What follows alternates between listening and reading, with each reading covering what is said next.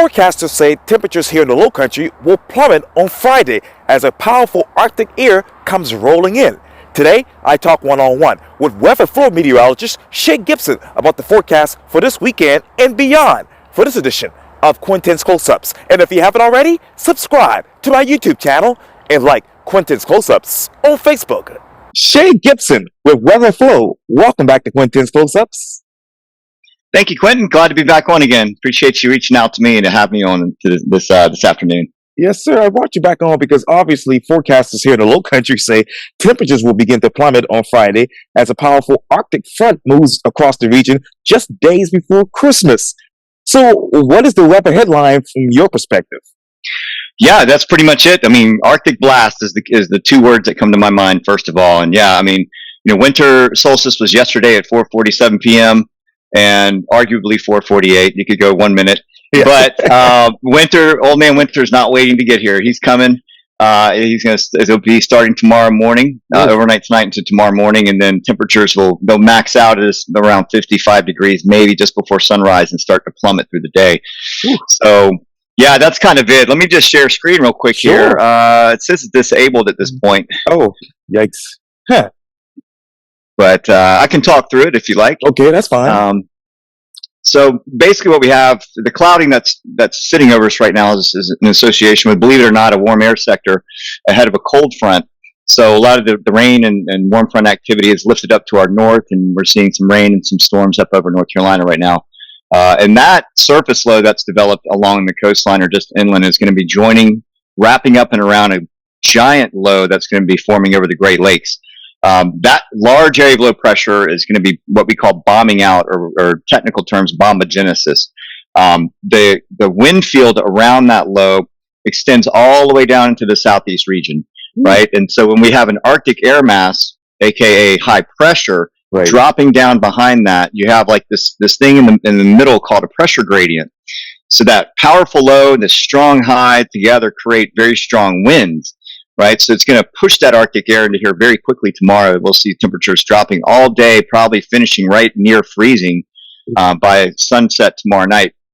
Along with that, the winds are going to be really cranking. So we're looking at 25 to 30 mile per hour winds with gusts possibly up near 40 miles per hour. So if you're traveling on those bridges, be aware the higher elevations, especially with higher profile vehicles, are most at risk for those gusty winds. I wouldn't be surprised if we see them a little stronger than even what some of the forecast models say, simply because pressure gradient on westerly winds tends to do that. But the bottom line is the wind chills. Now, this is where we get really cold tomorrow night, where temperatures bottom out around the low 20s along the coast, let's say 19 to 23 degrees along the coast, and then inland we're going to be seeing low to mid-teens. And that's just the air temperature. Now, when you add the wind chill, so the wind, as the winds increase, it tends to rob you of your body heat faster. It cuts through your clothing. It makes more contact with your skin. And that's the real concern overnight tomorrow night and Saturday night, is that the wind chills are going to be falling to the single digits, maybe even low to middle single digits inland, and then likely low to mid-teens along the coast. I'm seeing 13 for Charleston for wind chill tomorrow night. And then it gets a little milder on Saturday night, but still cold. We're still looking at those upper singles, low teens wind chills Saturday night and then to Christmas morning. So, that the wind chills might be a little higher, up near 20, 22 as those winds start to die down on Saturday. But Quintin, I'm telling you, that's a couple of nights of brutal coldness, and even during the day on Saturday, Christmas Eve, we're not going to get above 35 to 39 degrees. So, wow. Yeah. So will the highs for Saturday and Sunday just be above freezing? Yeah, Saturday will be right around 34, 35 degrees for a high is what's expected. Wow. And that could be inland. We may see a little higher at the coastline, maybe 38. We tend to be just a couple degrees. Usually, Quintin, if we have winds that are coming in off the ocean's warmer. That helps cool, keep things warmer along the coastline. But we don't have that. These winds are going to be coming from inland. And so I think it, might be a little more even across the board, maybe a 3 or 4 degree difference from the coast to inland as far as the air temperatures go. That's kind of thing. Sunday, I think we'll start to see those 40s return, low 40s for highs, and then we get down near freezing again Sunday night. But it starts to warm up. The trend is warming through the week towards New Year's Day, so we should be able to get into the 60s possibly by that weekend. But it is a roller coaster out there, so it will drop again at some point. Yes, sir. So you talked about this earlier, but let me talk to you about and I know it's not an important question right now, but what is the water temperature currently here in Charleston? Oh man, you'd asked that. I just looked at the other day. We were at about 58 degrees. Right now, it's actually gone down because of our cooler air lately. So we're down to 54.1 degrees for our sea surface temperature, and that fluctuates by a couple of degrees when you go offshore. But that's generally the water temperature right now. Chilly. That's yeah. That's if you're a surfer, you want to wear a full wetsuit, probably a 4-3 or something that's going to keep it really warm. Yeah. Yeah. And you talked earlier about the obviously the wind field. What is that right now heading into Charleston? Right now, we're looking at it. It's about 12 to 16 knots from the west, so we're starting to see those westerly winds pushing through. But I believe as the day goes on and the night and that cold front advances, we may back over from the southwest.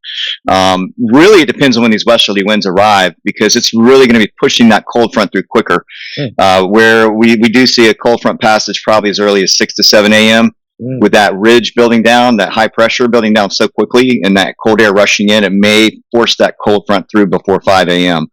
And so that's kind of what we're looking at right now. And these westerly winds will probably be punching through that front as it comes out. So it's almost like the cold front gets overridden by this cold air. It just spills right over that warm air, and it just really punches through. So, and in some cases, especially behind it digs down. It actually comes down to the surface quicker. So it'll be tearing through the cold front and then spilling down to the surface right behind it. And how soon will it be, say, 35 degrees at, what time would that be expected on Friday? Yeah, I'd say we probably hit 35 degrees late afternoon between 4 and 6 p.m. So, and then after 6, pretty soon thereafter, we start to drop below freezing. Jesus. And I'm looking right at the Ravenel Bridge. I'm right nearby, actually, maybe like 2 blocks away from it. But how will that be as far as winds Saturday and Sunday?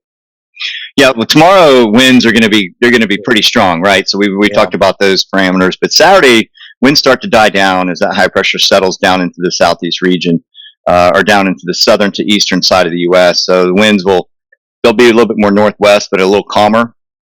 I mean, I'm seeing a continued pressure gradient with west-northwest winds right in the, I would say, 14 to 18 knot ranges through Saturday. So we still keep that wind around. That's the only thing is, it lasts all the way into tonight or to Saturday night. So keeping those moderate winds around won't be as strong as tomorrow, but it'll keep those wind chills down a good bit.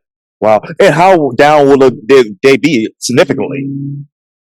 Wind chills for Saturday, we're looking at overnights is the worst in the low teens, and then the daytimes we get up into the 20s. Wow. Yeah, so we don't really get out of the 20s for the wind chills until maybe Sunday when when the winds really kind of calm down. So that's pretty much it. Tomorrow night into Saturday is going to be the worst of this weather, and then Christmas Day will be a little warmer, but still freezing. And you talk about Christmas Day. What is the average high on Christmas Day here in Charleston? Oh, I'd have to go back and look at the climate plots for that. I could pull it out. I believe Christmas Day, we usually average around 60 to 65 degrees, somewhere in that.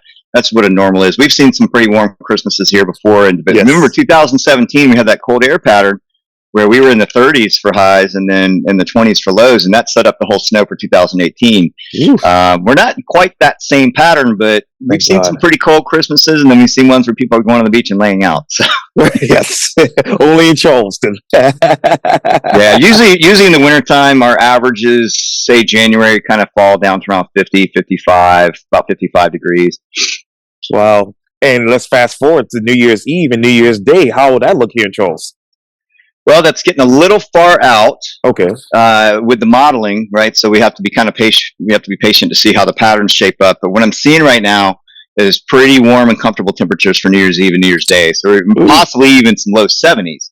If it makes you feel any better, hopefully we'll get a cold Christmas, but then we'll have a nice warm New Year's to come to. Especially we got the what is the one? The Dunleavy's annual swim, the polar bear plunge, right? At Sullivan's Island. So maybe they'll get a break and have 70s for highs. But that water's still going to probably be in the 40s when it's all said and done. Jesus. Oh, my Lord. Yeah. Well, upper 40s. After this weekend, I'm sure they'll probably fall to the upper 40s at the very least. There you go. Exactly right. That's right. That's right. Well, WeatherFlow meteorologist Shea Gibson, thank you for your time. And again, welcome back to Quintin's Close-Ups. Yes, sir. Thank you, Quintin. Have a good day. Merry Christmas, Happy New Year, or Happy Holidays, however you celebrate it. Enjoy it. Likewise. Thank you.